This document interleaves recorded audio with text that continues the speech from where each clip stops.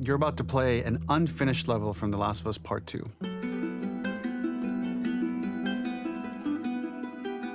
The reason we added this section is there are a few sequences, and we picked the 3 of the best ones, that we cut from the game. You know, often we build a game that's much bigger than what ends up being the final product.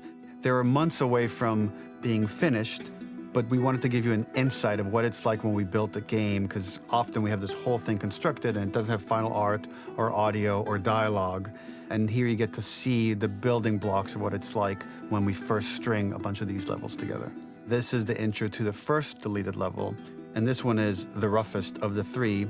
We wanted to show more of how Jackson operates. So this is the festival where Ellie ultimately kisses Dina. This sequence would have come very late in the game as a flashback sequence while you're in the farm with Dina. And we wanted to show what is the rest of Jackson doing, and wanted to put on the stick, make it interactive. So you could see when you're outside, there are all these almost like carnival games that you can play. You could mix drinks, you could play with these kids that are playing a sort of clicker Marco Polo, sit down and listen to conversations. And all the different interactions were first or second pass, very, very early passes. The building blocks are there, but nothing is final. And ultimately, while we were very excited by this sequence, it's pretty fun and lighthearted. It just slowed things too much as we're barreling towards the end of the story at this point. So again, reminder, rough, missing audio, missing animation, missing gameplay tweaks, missing dialogue, but pretty representative of what it would have been. So enjoy.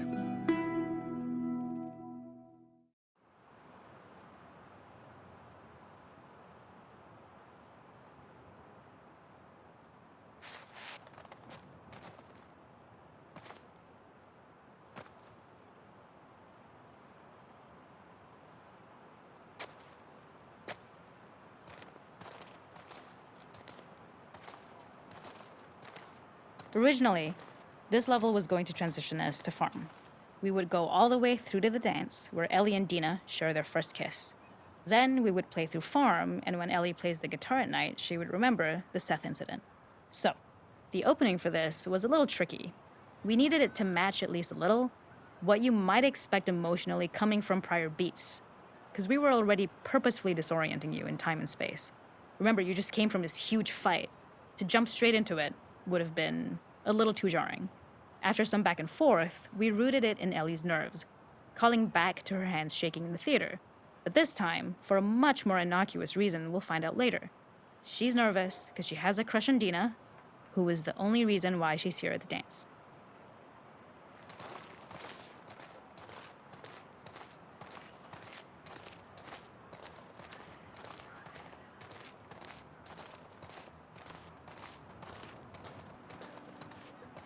Something we really wanted to do was highlight the way their lives had turned upside down since she went down this path. We had this idea of recontextualizing all of our usual gameplay mechanics that were designed for really violent ends. The workbench, door bashes, throwable weapons, and even the infected, which is my personal favorite. Peppered throughout the level are moments of levity or shared history, all the while seeing how happy and mundane they all were before her huge revenge odyssey.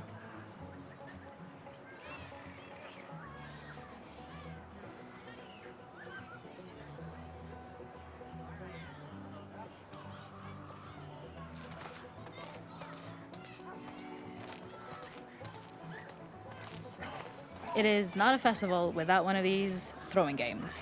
This one, of course, uses our throwable system where you're often chucking explosive things or stunning things, but for a more wholesome purpose, although some people take this game really seriously.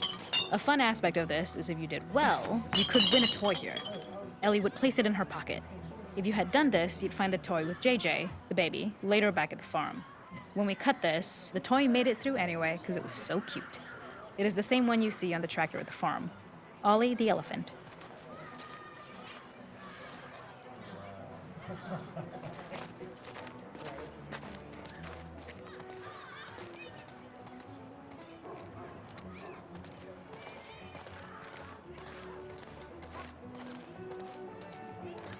The makeup artist is pretty simple. It's one of those little in-game scenes we peppered in to make it feel like Ellie had roots in the town. Hallie, our writer, mentioned that in her mind, an ex-girlfriend of Ellie's tattooed her arm to cover up her scar. So we figured this might be the only time you get to see that. We wanted to hint at it and allude to it and make it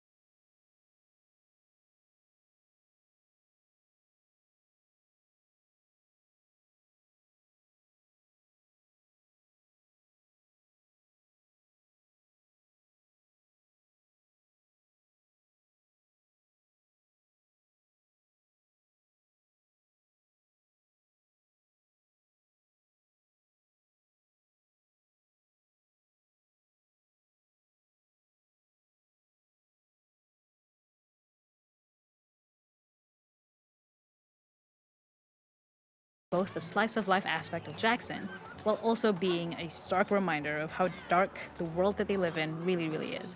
To attract attention and curiosity, one of the kids was supposed to make this adorable, messed up little clicker impression, and the others would giggle. We tried a version where if you got close enough, the kid might try and follow you a little before turning back. Since clickers are blind and move by echolocation, for this game of messed up tag, Ellie must close her eyes and listen for when the children give themselves away. The thought was that these kids are in relative safety. They still grow up with the dangers of clickers and runners, and all those lessons would embed themselves in the games that they play. When the festival got cut, they tried to preserve this moment and move it to the front of the game where the snowball fight is, as a tutorial. However, being in the headspace of a clicker doesn't really teach you how to deal with them. Eventually, it evolved, and they instead made the snowball fight, which was, I think, way more effective. For me, it's character illuminating that not only does Ellie know this game, she plays along.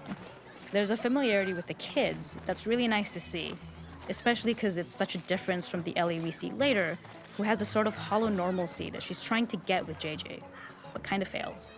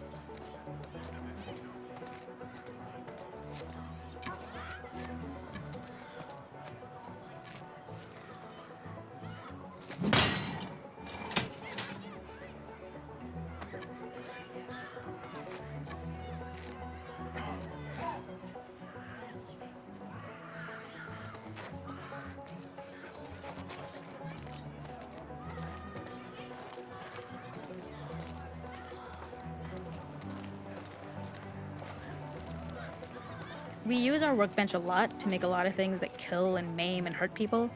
Here, we had the silly idea of using the same feel, harkening back to the same animations, using the exact same UI to instead fix a drink. Like the workbench, you could pick your base and then you could add something to it. And at the time, we had some different reactions from Ellie based on how strong you chose to make the drink. Something we wanted to prototype though, before it got cut, was picking up some ingredients around to add, like a lime or maybe a bottle of someone's favorite whiskey or salt, like you were earning upgrades.